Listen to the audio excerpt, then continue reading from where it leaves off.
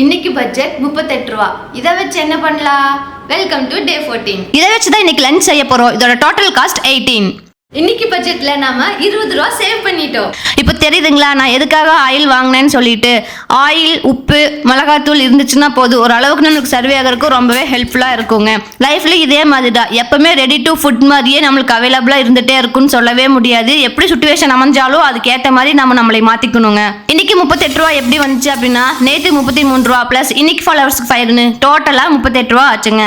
இந்த போறப்பு தான் நல்லா ருசிச்சு சாப்பிட்டு ரியலி சூப்பர். ஆசம். 15 டேஸ்ல பெஸ்ட் ஃபுட். இன்னைக்கான கேமும் அன்லாக் ஆயாச்சுங்க. இன்னைக்கு ஒரு குவிஸ் தான். அது என்னன்னு கேட்டீங்க அப்படின்னா, நெருப்பிலே வெந்து கிடந்தவனுக்கு ஆயில் அதிகம், அவன் யார்? இந்த கொஸ்டினுக்கு கரெக்டா ஆன்சர் பண்ணுங்க. கரெக்டா ஆன்சர் பண்ற ஒவ்வொரு கமெண்ட்டுக்கும் நம்ம 1 ரூபாய் கணக்கு வச்சு எவ்வளவு கமெண்ட் வருதோ அந்த கமெண்ட்டுக்கான அமௌண்ட்டை நாளைக்கான பட்ஜெட்ல ஆட் பண்ணிக்கலாம். நாளைக்கு என்ன சாப்பிட கிடைக்கும்?